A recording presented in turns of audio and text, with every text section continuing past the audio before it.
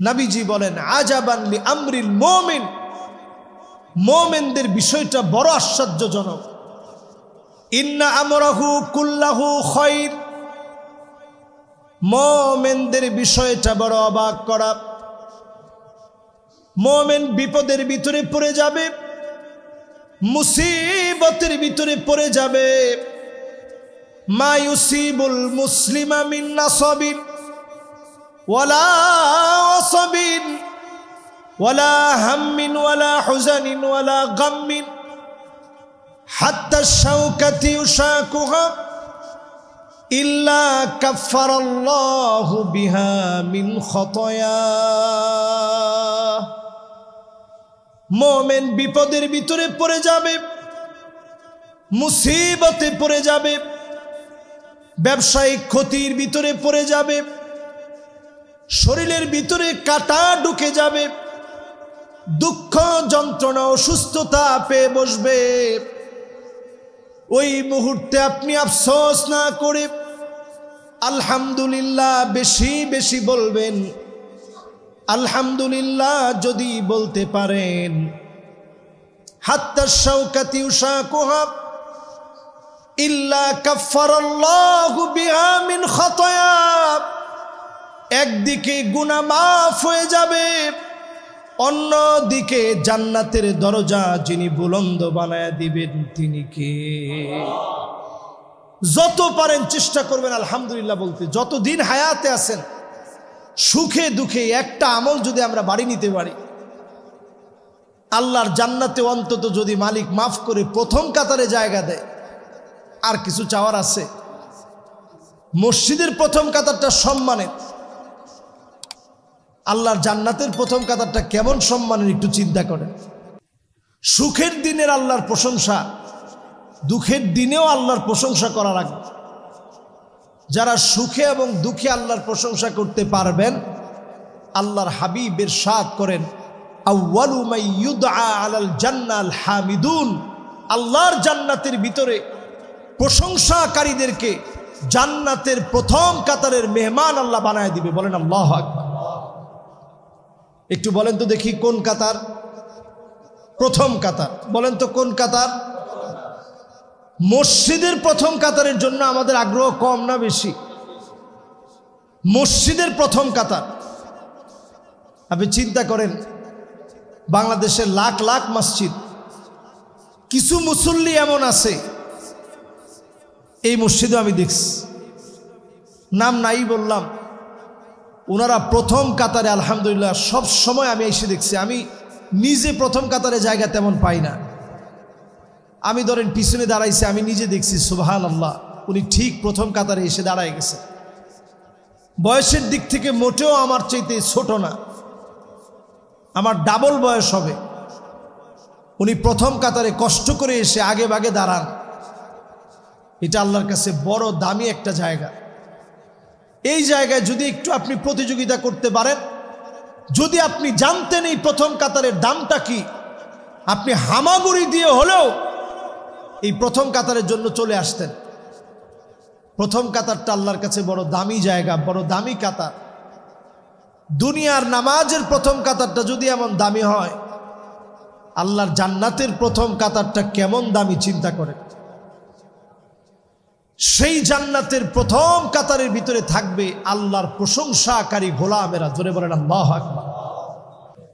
এই জন্য জীবনে প্রতিযোগিতা করবেন আলহামদুলিল্লাহ বলার। ভালো আছেন, মন্দ আছেন, কষ্টে আছেন, যেমনে আছেন, কেউ জিজ্ঞাসা করলে হলো কেমন আছেন, অন্য কোনো কথা না বলে আগে বলবেন আলহামদুলিল্লাহ, আলহামদুলিল্লাহ, আলহামদুলিল্লাহ। আল্লাহ আপনি অনেক ভালো রাখছেন, আল্লাহ আপনি অনেক সুখে রাখছেন, হাজারো কোটি মানুষের চাইতে আল্লাহ আপনি আমার অনেক ভালো রাখছেন। এত সম্মানের জায়গা আল্লাহ তাআলা ডেকে ডেকে সেদিন দাঁড় করাবেন, গোলাম তোর জায়গাটা পিছনের কাতারে না সামনের কাতারে, কারণ তুই দুঃখের দিনেও আমি আল্লাহর প্রশংসা করেছিলি, সুখের দিনেও আমি আল্লাহর প্রশংসা করেছিলি। আল্লাহর প্রশংসা শিখা এটা বড় গুণ।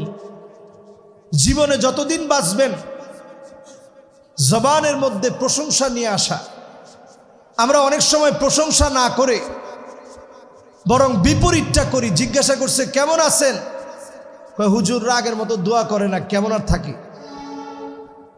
এটা উত্তর না। কেমন আছেন দ্ব্যর্থহীন কণ্ঠে আপনি বলেন আলহামদুলিল্লাহ।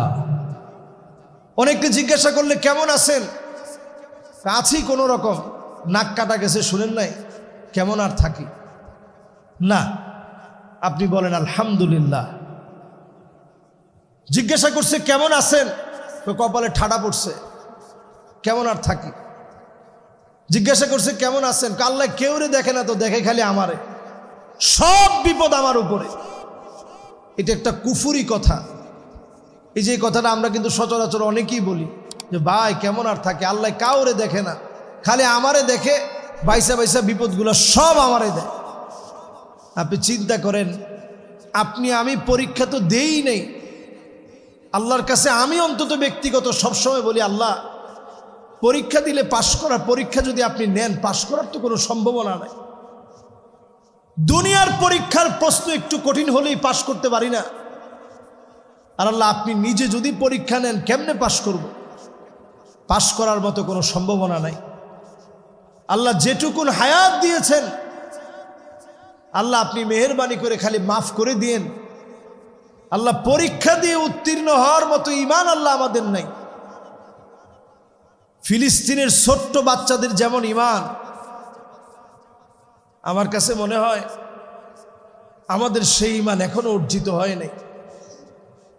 ছোট বাচ্চারা পর্যন্ত তাদের বোমা সহ বিমান দেখে, বোমারও বিমান দেখে তারা ভয় পায় না। তারা এটা মনে করে যে এই বিমানেরও অনেক অনেক অনেক উপরে আমার মালিক আল্লাহ আছে। জোরে কোন আল্লাহ। এই জন্য যতজন আজকে আমরা কোরবানির পরের আজকের জুমাতে হাজির হয়েছি, একনিষ্ঠভাবে আল্লাহর গোলাম হওয়ার চেষ্টা করেন, একনিষ্ঠভাবে মন থেকে প্রশংসা করা শিখেন। নবী আলাইহিস সালাতু ওয়াস সালামের শেষ একটা হাদিস বলে আলোচনা শেষ করতে চাই। নবী আলাইহিস সালাতু ওয়াস সালাম বলছেন, মানুষের জীবনে নি'মাতান মাকবুনুন ফীহিমা কাসীরুম মিনান নাস, অধিকাংশ মানুষ দুইটা নেয়ামত হারিয়ে, মণি মুক্তা দন দৌলত স্বর্ণ জহরত, এগুলো হারিয়ে গেলে মানুষ যেমনে খুঁজে, দুইটা নেয়ামত মানুষ হারায়া ফেললে এই রকম তালাশ করে আর খুঁজে। এর মধ্যে একটা নেয়ামত হচ্ছে, নবী সাল্লাল্লাহু আলাইহি ওয়াসাল্লাম বলেন, একটা নেয়ামত হচ্ছে সিহা, সুস্থতার নেয়ামত। এটা মানুষ যখন অসুস্থ হয় তখন মানুষ চতুর্দিকে খুঁজে, যদি একটু সুস্থ হইতে পারতাম। এই জন্য যারা সুস্থ আছেন আল্লাহ শুকরিয়া আদায় করা শিখেন, যারা অসুস্থ আছেন তারাও আল্লাহ শুকরিয়া আদায় করেন যে আল্লাহ অনেকের চাইতে তো আপনি আমারে ভালো রাখছেন। আরেকটু হচ্ছে আল ফারাগ, অবসর যখন আছেন মনে করেন না যে আল্লাহ আমারে অবসর ফালায় রাখছে, আল্লাহ আমারে দেখে না, এরকম মনে করেন না। অবসর যখন আছেন এই সময়টা আল্লাহর ইবাদতে কাটায় দেন। জীবনে এমন সময় আসবে আপনি অবসর সময় খুঁজবেন পাবেন না। এখন আমি মাঝে মাঝে অবসর সময় খুঁজি, একটু যদি অবসর কাটাইতে পারতাম, অবসর কাটানোর সময় নেই। এরকম শুধু আমি না, এখানে হাজারো মুসল্লি এমন আছে একটু অবসর সময় খুঁজে কিন্তু পায় না। সারাদিন অফিস থেকে বাসায় আসার পরে বাচ্চারা তো একটু, বাচ্চাদের আবদার চাবেই, কাঁদে উঠবে, আপনি ঘামে ভিজে আছেন, বাচ্চার তো এটা বোঝার সময় নেই। সারাদিন পর আসছেন, তার হক তারে দিতে হবে। আপনি চিন্তা করতেছেন আহারে আমি 5টা মিনিট যদি একটু অবসর কাটাইতে পারতাম, তো অবসর কাটানোর কোনো সময় নেই। এরপরে গিয়ে ক্লান্ত হয়ে ঘুমাইছেন, গরমে ঘুমও আসে না, অবসর কাটানোর সময় নেই। এই জন্য জীবনে দুইটা বিষয় বড় মানুষ খুঁজে, একটা হচ্ছে অবসর আর একটা সুস্থতা। আল্লাহ তাআলা আপনাকে যে হালতে রাখছেন, মোট কথা হচ্ছে ওই হালতে আল্লাহ শুকর গুজারি আদায় করেন। আল্লাহ আপনি হাজারো লাখো মানুষ থেকে ভালো রাখছেন। লা ইন শাকারতুম লা আযীদান্নাকুম ওয়ালা ইন কাফারতুম ইন্না আযাবি লাশাদীদ। যদি আল্লাহর নিয়ামতের শুকরগুজারি আদায় করেন, নিয়ামত শুধু বাড়বে। কুফরি করবেন, নিয়ামত কমবে, আযাব আসবে।